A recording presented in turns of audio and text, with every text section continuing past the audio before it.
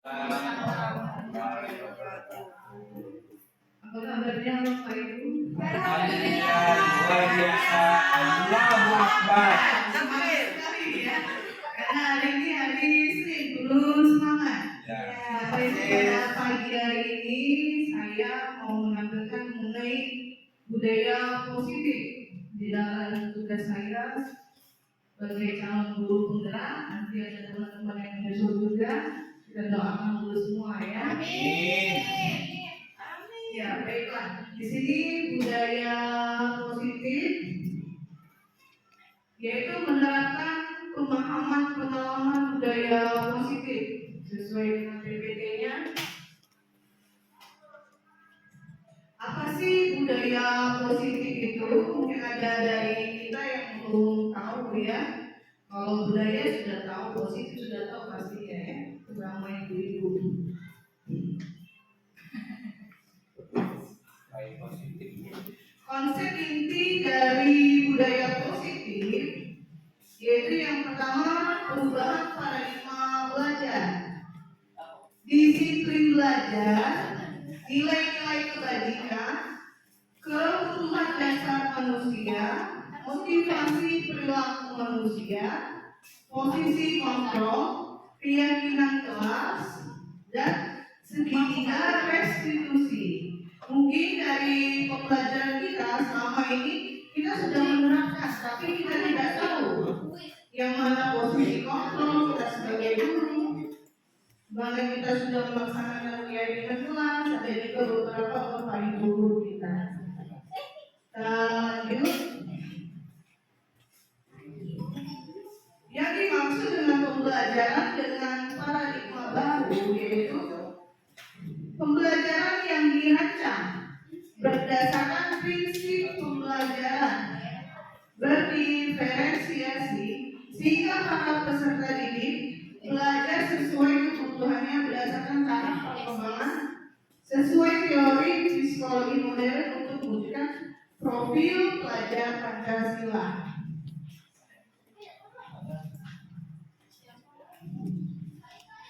Next.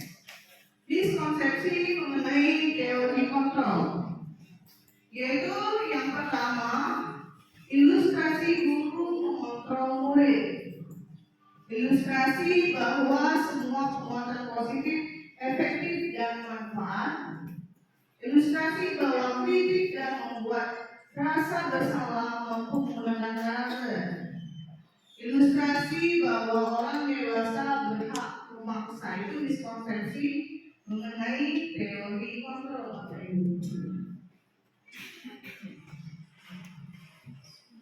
Kita lanjut mengenai disiplin positif yang ada di PMN kita. Bagi yang sudah mengerjakan PMN-nya sudah sampai pada tahap disiplin positif ya. Disiplin berasal dari kata disiplin, artinya belajar. Disiplin mengacu pada disiplin diri yang memiliki tanggung jawab terhadap apa yang dilakukan berdasarkan nilai-nilai yang diyakini. Jadi disiplin positif itu apa? Dilihat di PPT-nya. Salah satu cara disiplin yang bertujuan untuk menumbuhkan kesadaran dan memperdayakan peserta didik tanpa imbalan penghargaan atau reward, ancaman atau hukuman. Jadi itu adalah salah satu cara untuk menumbuhkan kesadaran peserta didik kita tanpa adanya penghargaan, reward, ya, ada ancaman, ada itu disiplin. Jadi tanpa adanya paksaan juga dari bapak ibu gurunya. Selanjutnya, sebagai pendidik, tujuan kita adalah menciptakan peserta didik yang disiplin diri, sehingga mereka berperilaku mengacu pada nilai-nilai kebajikan universal dan memiliki motivasi intrinsik dalam perubahan perilaku ke arah yang lebih baik. Nah, di sini Bapak Ibu, kalau mengenai disiplin, siswa kita yang kita rasa sudah disiplin apa belum? Bumega? Berproses. Ada tahap proses, ya, proses disiplin. Jadi sebagai guru kita harus tetap memotivasi siswa kita dan memberikan contoh yang baik juga. Jadi sebelum mengarahkan siswa tidak disiplin, Bapak Ibu guru juga harus menjadi guru yang disiplin juga. Disiplin datang sekolah. Dua-duanya. Kita lihat nilai-nilai kebajikan. Di situ berdasarkan profil pelajar Pancasila ada beriman yang bertakwa pada Tuhan Yang Maha Esa dan berakhlak mulia, berkebinekaan global, gotong royong, mandiri, kreatif dan berpikir kritis. Ya, dan itu bisa.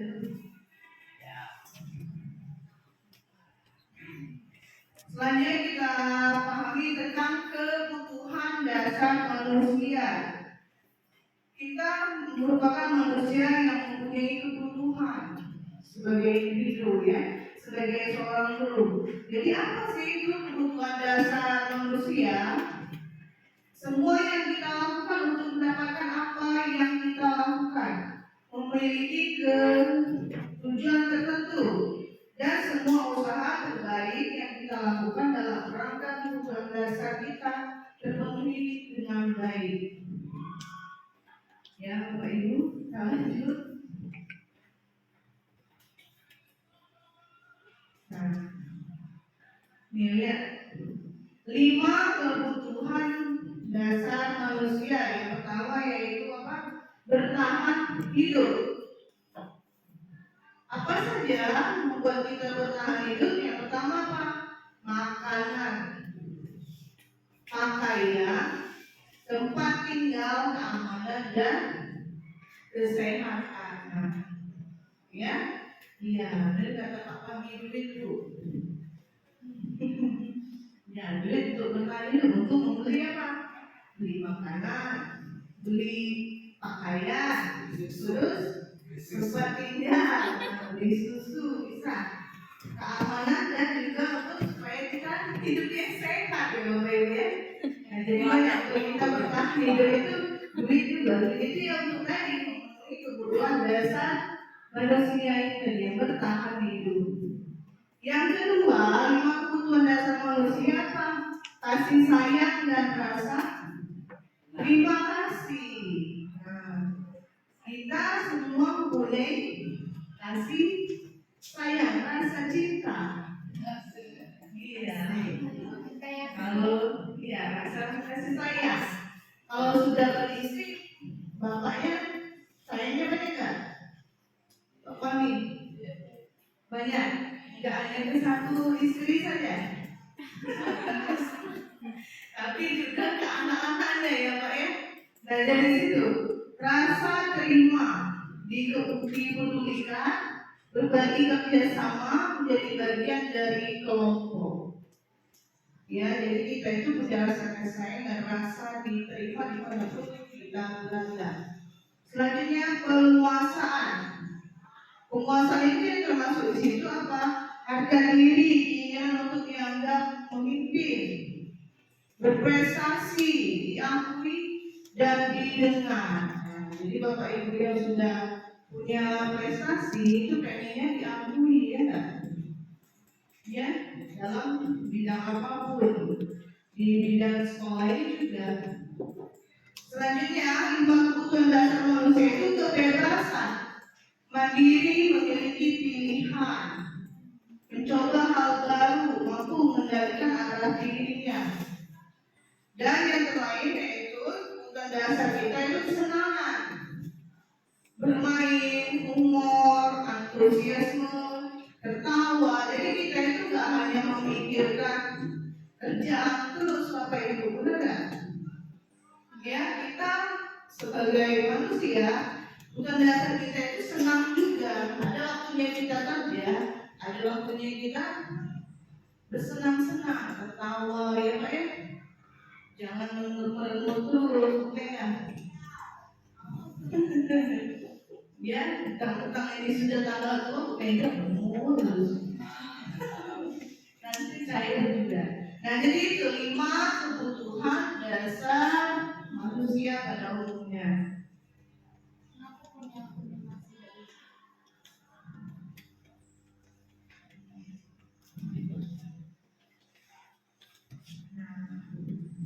Ya, kita lihat ini adalah perbedaan hukuman, konsekuensi, dan restitusi. Kalau hukuman itu apa? Tidak terencana atau tiba-tiba. Murid tidak tahu apa yang akan terjadi. Ini perbedaannya Bapak Ibu. Bersifat satu arah, hukuman fisik atau psikis. Kita menghukum siswa kita. Ya, dia tidak buat PR misalkan. Dihukum push up sekali-kali. Itu termasuk hukuman. Konsekuensi terencana atau disepakati sesuai dengan aturan. Konsekuensi jadi. Selanjutnya murid tetap dibuat tidak nyaman. Sikap buruk selalu memonitor murid. Jadi kita lihat, bagus nggak kita memberi hukuman pada murid kita. Terus konsekuensi mengenai kesepakatan aturan yang telah dibuat di masing-masing kelas. Selanjutnya, restitusi. Proses menciptakan kondisi bagi murid untuk memperbaiki kesalahannya. Sinopsis kolaboratif yang mengajarkan murid untuk mencari solusi sendiri. Nah, di sini posisi kontrol kita sebagai guru yaitu satu, apakah kita itu sebagai penghukum bagi murid kita?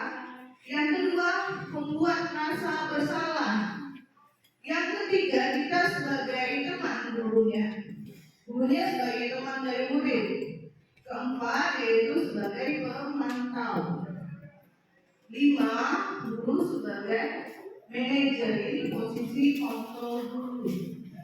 Jadi kita bisa menempatkan diri kita yang pertama sebagai penghukum, membuat rasa bersalah, dan sebaiknya kita sebagai teman dari murid kita atau sebagai manajer ya bagi murid-murid kita. Kita lihat contoh penerapan posisi kontrol guru. Kasusnya, siswa tidak memakai atribut lengkap saat upacara bendera. Sebagai penghukum, gurunya menyuruh siswa tersebut hormat pada bendera selama 1 jam. Itu posisi kontrol seorang guru sebagai penghukum. Ya, siswanya hanya tidak memakai atribut, disuruh hormat bendera selama 1 jam. Itu guru sebagai penghukum. Selanjutnya, berapa kali ibu bapak harus memberitahu kamu selalu saja mengecewakan bapak ibu? Dia ngomong sama siswanya, nah, berapa kali sih bapak ibu guru harus memperingatkan kamu bahwa kamu ini tidak memakai atribut? Jadi itu membuat psikis anak tersebut merasa bersalah. Kita mungkin pernah melakukan hal seperti itu.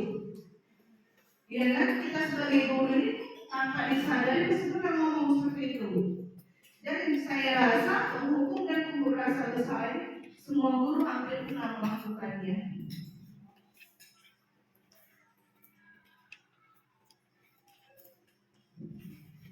Nah, kita lihat ini posisi guru sebagai teman pada siswanya. Jadi kalau ada siswanya tidak memakai atribut, melakukan kasus-kasus lainnya, gurunya ngomong, ayo dong kita ikuti aturan sekolah, tolong bantu bapak ibu ya sekali ini, yang sudah tidak apa-apa lain kali, jangan sampai berbuat seperti ini lagi. Itu sebagai teman.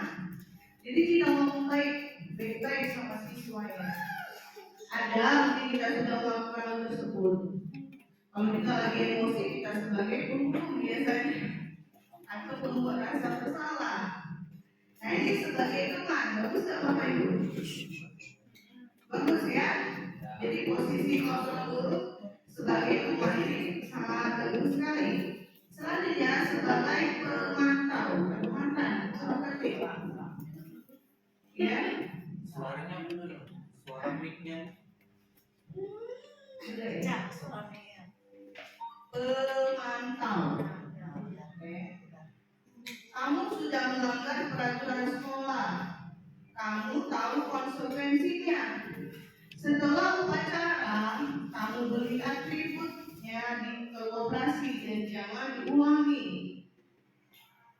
Nah, itu sebagai pemantau, pemantau yang salah ketiga. Lanjut, posisi guru sebagai manajer. Di situ apakah kamu tahu kesalahanmu? Kira-kira bagaimana kamu memperbaiki kesalahanmu? Nah, di situ posisi guru sebagai manajer bagi siswanya. Jadi kita bertanya seperti itu kalau menghadapi kasus seperti yang di atas.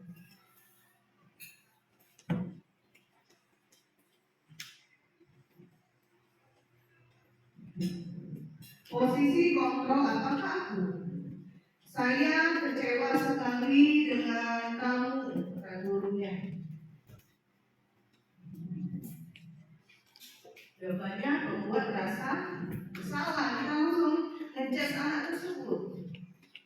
Ya Bapak Ibu, sering kan kita seperti itu? Tanpa kita sadari, kita sering berucap seperti itu. Kamu ini sering sekali. Kamu setiap masuk main-main terus. Itu membuat rasa bersalah gurunya. Ya, jadi 5 posisi kontrol guru itu kita sudah tahu mana yang baik dan mana yang tidak baik bagi seorang guru.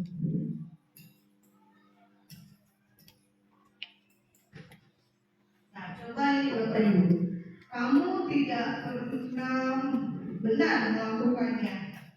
Kira-kira posisi kontrol yang mana? Yang merasa bersalah. Basi, apa basi? Merasa bersalah. Membuat rasa bersalah. Oke? Sama, ya. Ada yang lain? Dari 5 posisi kontrol, membuat rasa bersalah, ya.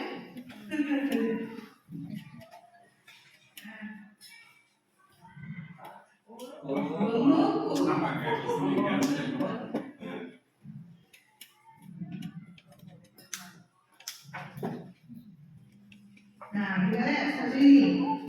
Apa rencanamu untuk menyelesaikan masalah ini? 5 posisi kontrol yang tadi Bapak Ibu yang mana ini? Manager, ya. Iya, benar sekali. Berarti Bapak Ibu sudah memahaminya, ya. Waktu sekilas kita sudah sama-sama mana manajer, mana sebagai penghukum, mana sebagai pembuat rasa bersalah. Jadi kita sudah mengetahui 5 posisi kontrol kita sebagai guru. Nah, kita lihat lagi, Mega. Ayo lakukan demi kebaikan Bapak Ibu, atau ayo lakukan demi Bapak Ibu. Ini posisi kontrol yang mana? Teman. Teman, teman lagi. Masih teman ya? Pak Meris? Kalau tidak teman ya sifatnya lagi apa? Rasa Nggak bersalah. mungkin mantan. Mantan. Bu Mary? Teman ya? Kita lihat jawabannya. Iya, benar sekali ya Bapak Ibu. Terima kasih berarti sudah memahami ini, pintar-pintar semua Bapak Ibu kita ini ya. Sudah tahu mengenai 5 posisi kontrol seorang guru. Nah, ada lagi. Kamu tidak pernah mendapatkan nilai jika tidak mengerjakan tugas. Kira-kira posisi kontrol yang mana ini? Bu Morina? Kamu tidak pernah mendapatkan nilai jika tidak mengerjakan tugas. Mantau. Hubungan, Bu Morina. Hubungan ya? Ancaman Bu Asi? ancaman Pemantan. Bu Mantap.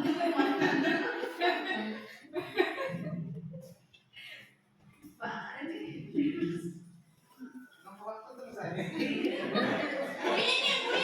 Bu Yeni. Iya nih. Pemantan. Pas. caranya telepon teman. Kita lihat jawabannya. Iya, benar. Ya. Jadi sebagai pemantau, jadi kita bisa membedakan.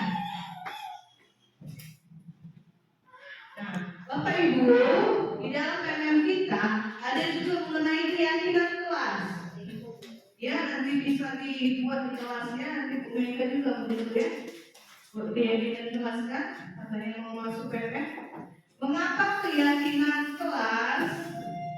Mengapa bukan peraturan kelas, Bapak Ibu? Sama nggak keyakinan kelas dengan peraturan kelas? Tidak sama, ya. Nah, mengapa keyakinan kelas? Kenapa kita nggak buat peraturan kelas saja? Kalau dulu kita buat peraturan kelas di kelas itu. Kita lihat pembentukan keyakinan kelas bersifat abstrak, berupa pernyataan universal, dibuat dalam pernyataan positif, jadi bukan dibuat dalam pernyataan negatif, ya. Terus sedikit saja agar murid mudah mengingatnya, sesuai dengan kondisi kelas dan sekolah sehingga mudah diterapkan.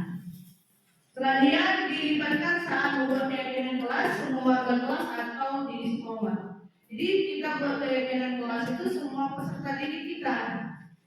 Misalkan di perwalian kelas masing-masing, ya, dibuat keyakinan kelasnya. Jadi menggunakan kata-kata yang bersifat pernyataan universal, tidak negatif. Nanti kita lihat seperti apa.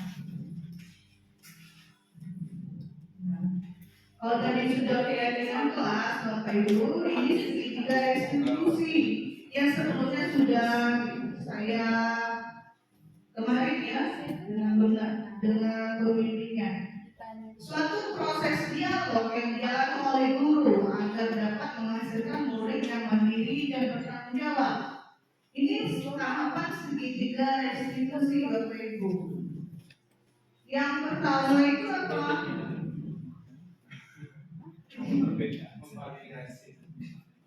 Iya, validasi tindakan yang salah, terus menstabilkan identitas dan menanyakan keyakinan terakhir. Ya, itu segitiga restitusi. Jadi jika murid kita ada suatu pelanggaran seperti kasus yang sebelumnya, kita harus menerapkan segitiga restitusi. Ya, dialog, proses dialog kita sama murid kita yang melakukan pelanggaran, ya, atau membuat kasus atau melanggar keyakinan kelas yang sudah kita buat, Bapak Ibu. Nah, satu, segitiga restitusi itu akan menstabilkan identitas. Lihat, satu, membuat rasa bersalah itu wajar. Tidak ada manusia yang sempurna. Jadi kalau kita melakukan dialog, siswa kita itu salah, kita harus ngomong, nah, tidak ada manusia yang sempurna. Bapak juga pernah melakukan kesalahan. Nah, itu secara lembutnya, Pak ya.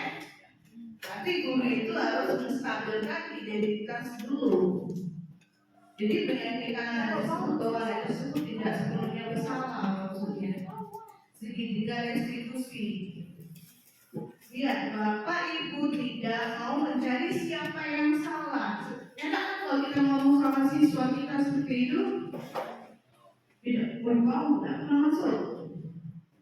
Oh, ini memang jeleknya. Tidak bagus ya. Jadi siswanya semakin terpojok. Jadi kita harus menstabilkan dulu. Nah, Bapak ini benar melakukan kesalahan. Bapak juga sama, kita ini manusia. Pasti kita punya kesalahan. Atau kamu berhak merasa seperti itu. Jadi kita ini meredam dulu. Ya, tidak langsung marah-marah. Harusnya seperti itu. Tapi kenyataannya nanti kita praktek. banyak hilangnya. Ya. Yang kedua, kita memvalidasi tindakan yang salah dalam dialog tersebut. Ditanyakan apa kesalahan kesalahan dia. Pelan-pelan saja, gak usah pakai emosi Bapak Ibu ya. Kamu pasti punya alasan mengapa melakukan hal itu. Kan nanti siswanya jawab, menjelaskan dengan tidak ada kebohongan kalau kita ngomongnya pelan-pelan kan. Kalau kita marah-marah, anak tadi mulai dia berpikir untuk menutupi kesalahannya. Kamu patut bangga karena telah melindungi sesuatu yang penting buatmu.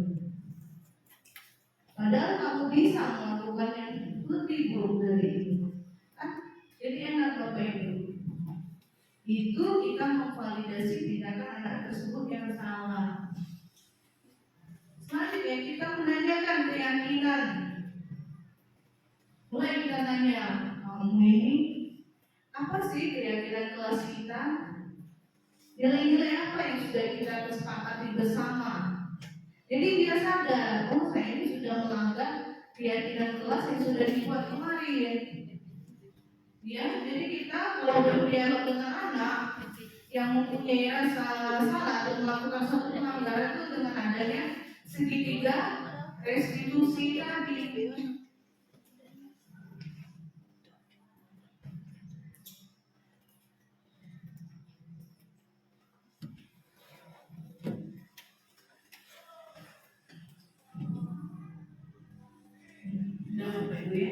Jadi itu saja. Kalau menerapkan segitiga restitusi sudah kemarin dan dilakukan. Nanti semoga Bapak Ibu semua kita sudah sama-sama belajar mengenai 5 posisi kontrol ya. Budaya yang positif, disiplin positif, terus mengenai segitiga restitusi. Ya silakan kalau ada yang ingin bertanya sesuatu nanti bisa teman lain yang jawab kita atau menambahkan. Ya silakan seperti Ya, Ibu mohon bertanya nih Bu izin. Bu, kalau tadi kan ada lima apa tadi namanya 5 posisi posisi kontrol Bu. Yang tadi ada kita tidak boleh menghakimi siswa yang apa namanya tadi ya. Nah, kita kan di setiap kelas itu kan berbeda-beda Bu.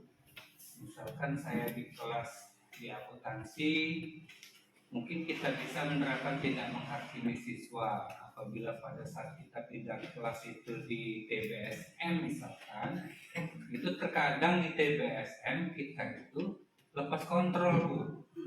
Jadi bagaimana Ibu posisi kami sebagai guru untuk mengontrol itu tadi Bu?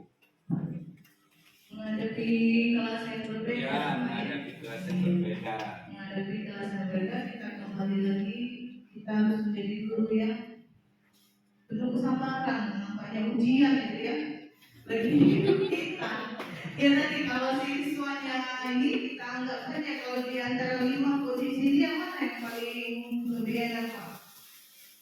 Teman-teman, apa kita harus sebagai penghukum membuat rasa bersalah atau sebagai teman? Yang mana kira-kira? Kayaknya sebagai teman cocok ya. Sebagai teman Pak ya? Ya. Iya, jadi kita harus memiliki rasa bersamaan dengan siswa. Jadi siswa itu jangan teman, tapi kita juga masih punya di bawah. Ya, posisi kontrol itu juga mengontrol guru, mengontrol diri kita untuk tidak terlalu dekat pada siswa tersebut. Karena kalau kita dekat sama siswa, apa yang terjadi? Kita tidak ada wibawanya lagi, itulah dianggapnya remeh kita. Ya, dia tidak menganggap lagi guru ini, oh enak sekali dengan bapak itu main-main, ngomongnya sembarangan. Kita sebagai teman, tapi tetap mengontrol juga diri kita harus punya wibawa pada siswa kita. Jadi tidak ada juga yang merasa kayaknya Pak Doni ini lebih sayang ke si A, Ya. nilainya lebih besar karena terlalu dekat. Nah, maka dari itu kita juga harus mengontrol diri kita. Seperti perbedaan tadi, apa sih lebih enak Pak ya? TBSM emosi kita mulai naik, Sama saya mungkin rasa juga semua teman-teman sama seperti itu Bapak Ibu guru. Jadi kita harus masuk kelas itu menganggap oh, ini kelas CDSM. Kita anggap aja anak-anak ini anak kelas akuntansi. Kita bayangkan saja seperti itu. Enggak baik sebelum masuk kayaknya anak ini seru-seru semua, pemalas semua. Nah jadi pandangan awal kita dulu yang kita ubah sebagai guru. Oh tidak ada siswa kita itu yang sama sifatnya. Anak TDSM itu 30 orang, 30 karakter mungkin. Ya, jadi kita itu biar kita semangat masuk ke kelas tersebut, kita berpikir anak ini tidak semuanya nakal, tidak semuanya bandel. Ya, apalagi yang sampai males, saya nggak mau masuk kelas itu. Anaknya ribut semua. Nah, itu yang lebih bahaya Bapak Ibu. Jadi mulai sekarang kita sama-sama belajar. Ya untuk memandang siswa itu tidak semuanya seperti itu. Mungkin kita ada emosi kalau di siswanya bermasalah satu, sekelas kena semua. Nah, ya kita di situ juga sebagai manajer di kelas tersebut. Terima kasih Pak Dodi untuk pertanyaannya. Apakah ada teman-teman yang lain ingin menambahkan atau memberi pendapat? Silakan. Kayaknya cukup ya. Sudah cukup ya. Ya, kalau sudah cukup, terima kasih untuk waktunya dan kehadirannya. Semoga kita dapat menjadi guru yang lebih semangat dan disayangi oleh siswa kita. Amin. Sekian dari penampilan saya tutup. Wabillahi taufiq wal hidayah. Wassalamualaikum warahmatullahi wabarakatuh.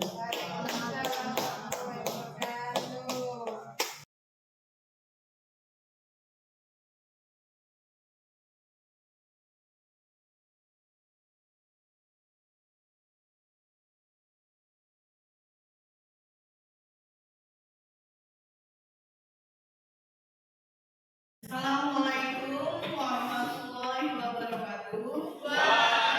Apa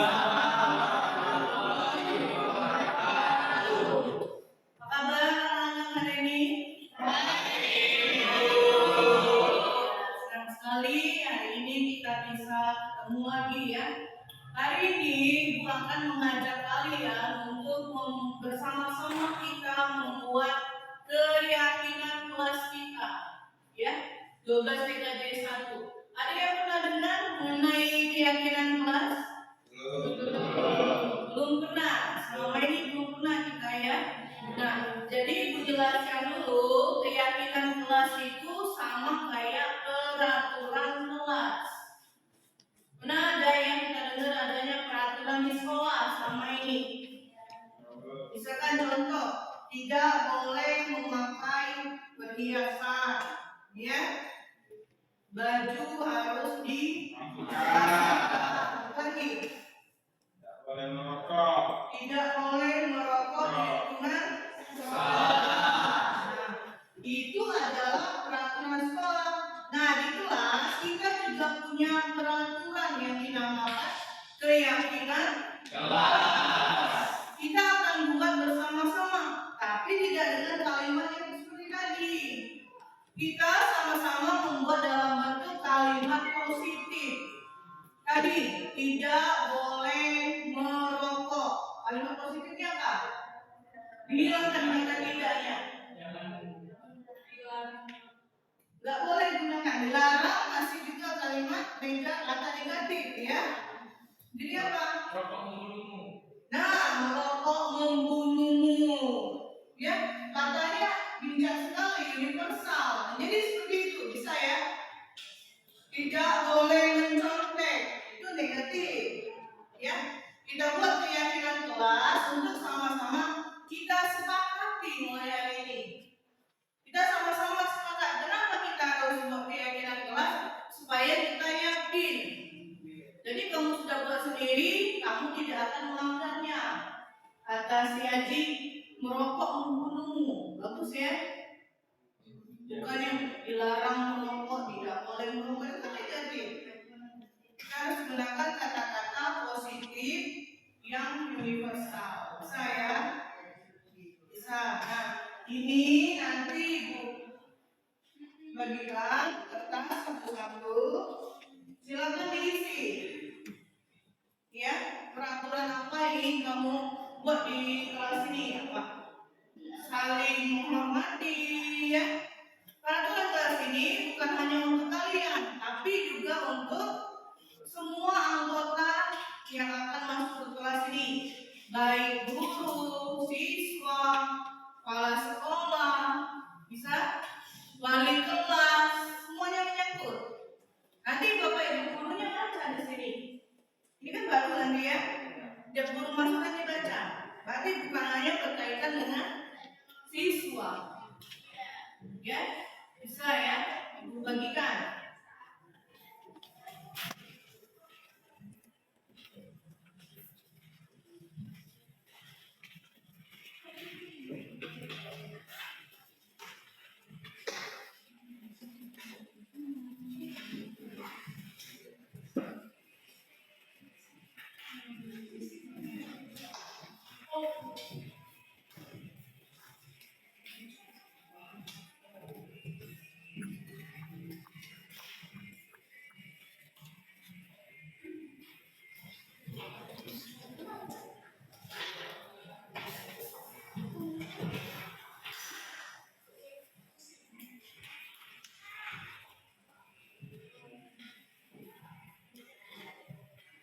Ya kan ditulis anak-anak.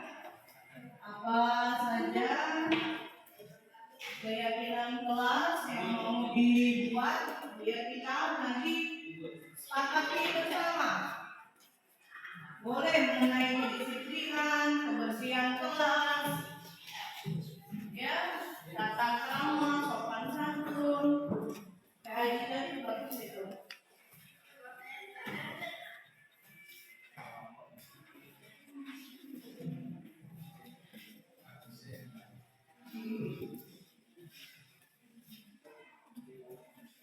Kalau sudah, boleh ditempel di depan. Satu-satu tempel ke depan.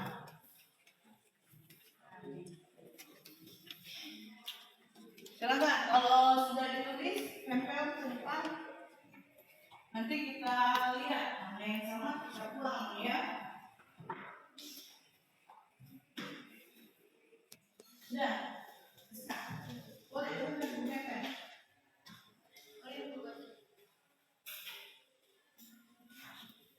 Ada lemnya, tempel dia langsung.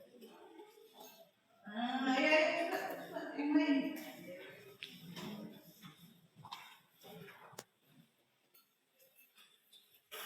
Ayo. Ayo, Fauzi. Haji, sudah, silakan yang mau malu. Nanti kita sepakati bersama. Iya.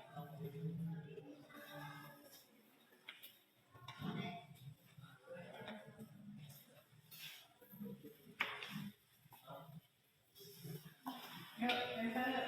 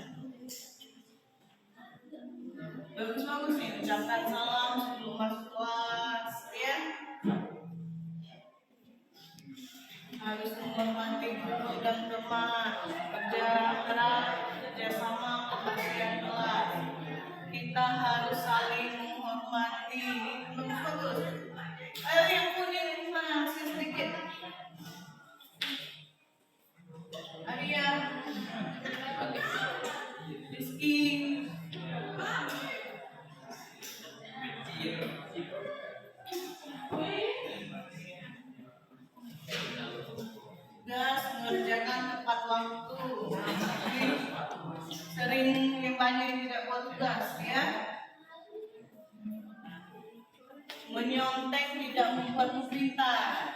Nah, bagus ya. Kata-katanya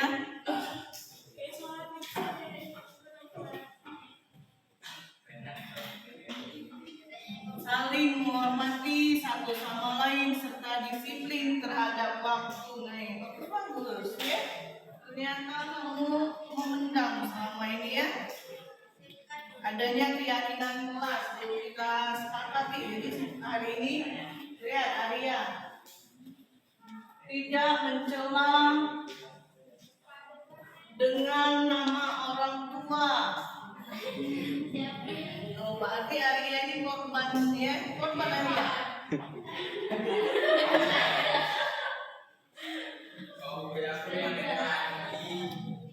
Jadi mulai hari ini jangan ya, gak ada keyakinan kelas. Temannya sudah mengungkapin apa yang dia rasakan. Jadi kita sepakati sama-sama biar bisa saling menjaga perasaan, ya. Saling bergotong royong, saling sopan santun, bagus-bagus ya. Saling menghormati sesama teman ataupun guru. Merokok membunuh, narkoba tidak membuatmu sehat. Harus berpakaian yang sopan. Jangan pulang terlebih dahulu sebelum jam pulang ya. Wow, siapa tuh ya? Jangan pulang. Nah, HP dalam kelas dapat menghilangkan fokus dalam belajar. Sudah semua? Nah, Nah, ini bintang pertama. Nodeka, menghormati ibu bapak guru dan karyawan sekolah. Wah, bagus ya. Udah, kita tepuk tangan dulu untuk keyakinan kelas.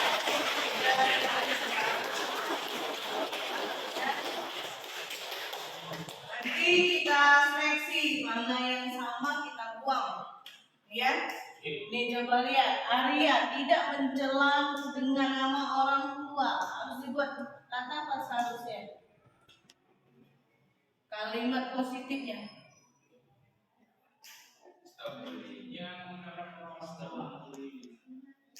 Nah, stop bullying. Diganti. Jadi nggak tahu ya, kayaknya nggak suka dipanggil nama orang tuanya. Mau hari ini jangan lagi. Atau kita bisa pakai apa kata-kata tadi? Saling menghormati sesama teman ataupun guru. Nah, anak-anak. Ya, jadi mulai hari ini saling menghormati. Temannya nggak suka, jangan lagi kita lakukan. Karena kita sudah ada keyakinan kelas. Kalau masih ada yang melanggar, berarti dia melakukan pelanggaran apa yang sudah kita yakini dia sudah melenceng dari ini ya. Selanjutnya apa? Ini bagus-bagus, ini sudah kalimat positif semua. Ucapkan salam sebelum masuk. Nah, ini dilarang membuli. Kalau seperti kata dilarang.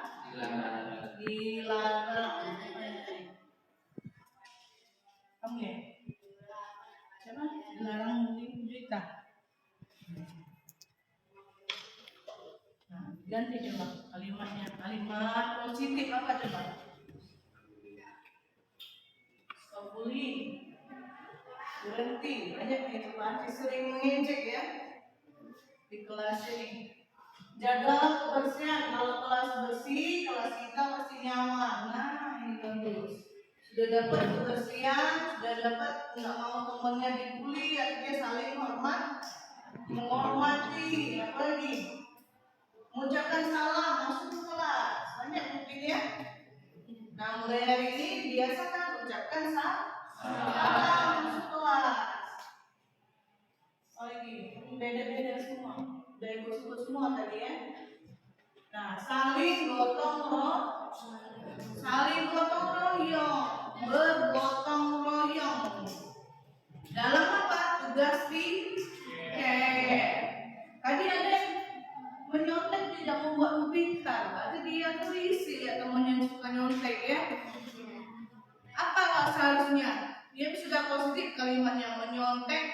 tidak membuatmu pintar. Apa? Jujur dia ya. Harus jujur. Jujur, jujur itu kan banyak. Tidak mencuri, apalagi? Tidak mencontek, apalagi? Tidak berbohong. Telat nanti nggak jujur, bohong ya enggak? Nah, jadi di sini coba dibuat jujur kita.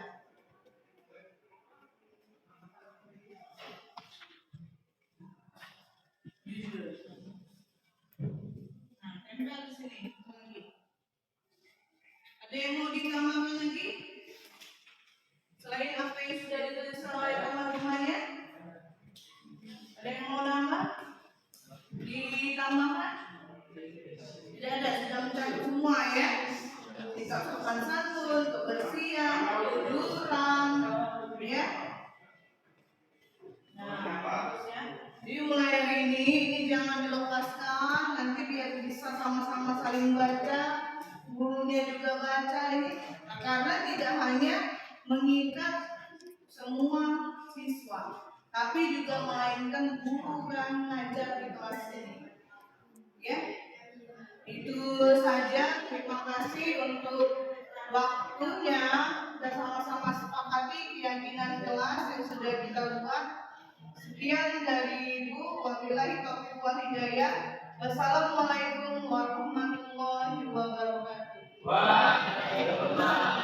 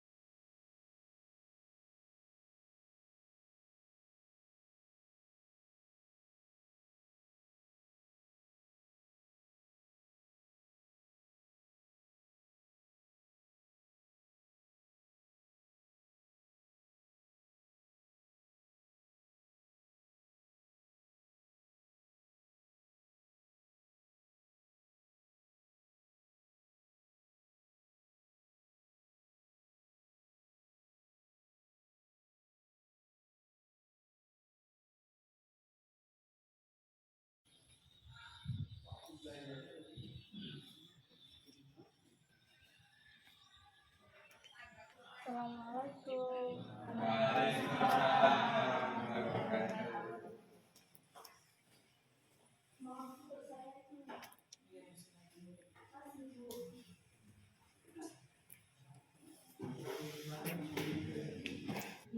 Baik, kamu kenapa ibu panggil Baim di depan? Ibu, saya tahu karena saya datang tidak tepat waktu dan terlambat. Iya. Jam sekolah kita masuk pukul berapa? Jam 7.30. 7.30. Baim pergi dari rumah jam 7.30. 7.30. Jadi kalau masuk sekolahnya jam 7.30, Baim pergi dari rumah jam 7.30, itu terlambat tidak? Iya. Baiklah, semua orang pernah melakukan kesalahan, ya.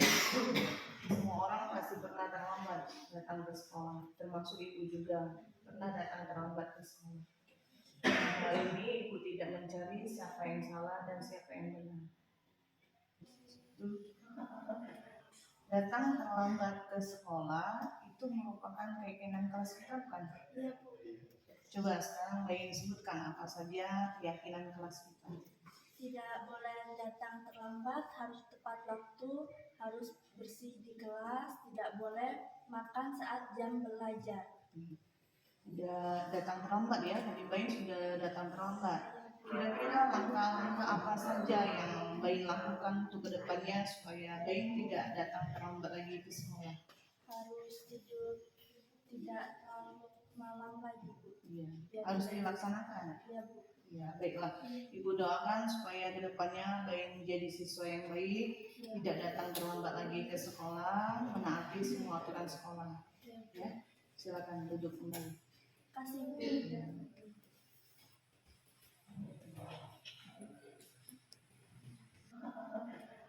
Datang terlambat ke sekolah itu merupakan keyakinan kelas kita, bukan? Iya, Bu.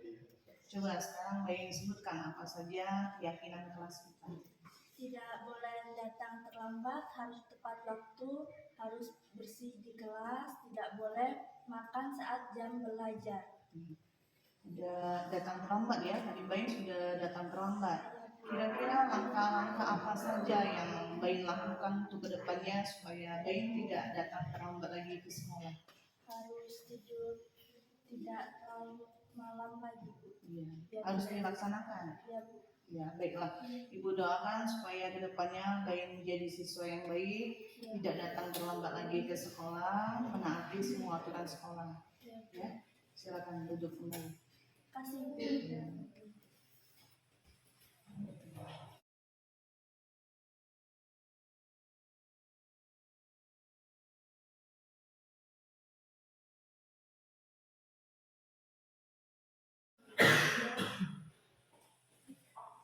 Assalamualaikum warahmatullahi wabarakatuh.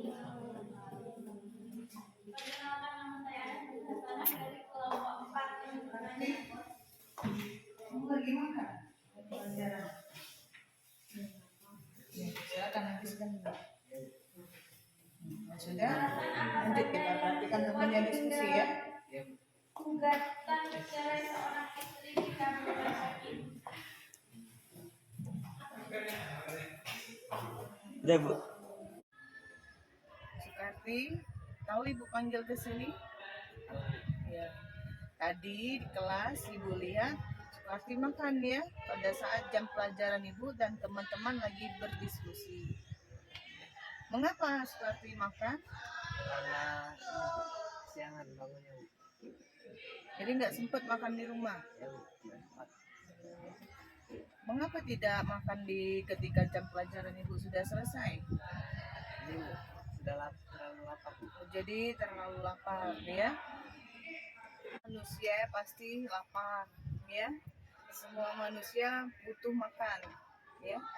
Tetapi kita tidak boleh makan di dalam kelas. Sukarti tahu keyakinan kelas kita? Iya, coba apa saja keyakinan kelas kita? Datang tidak boleh terlambat, tidak boleh makan di kelas, Ya.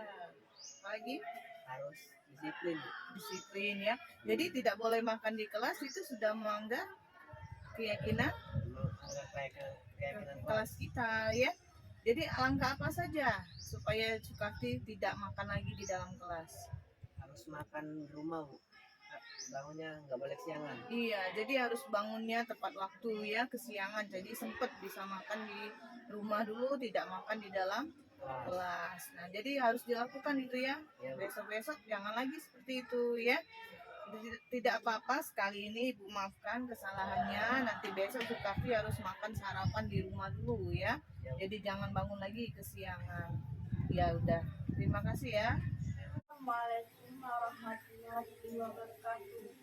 Perkenalkan, nama saya Baik Inaya dari SMK Negeri 1 Air Kumbang, kelas 12 Ketabi 2.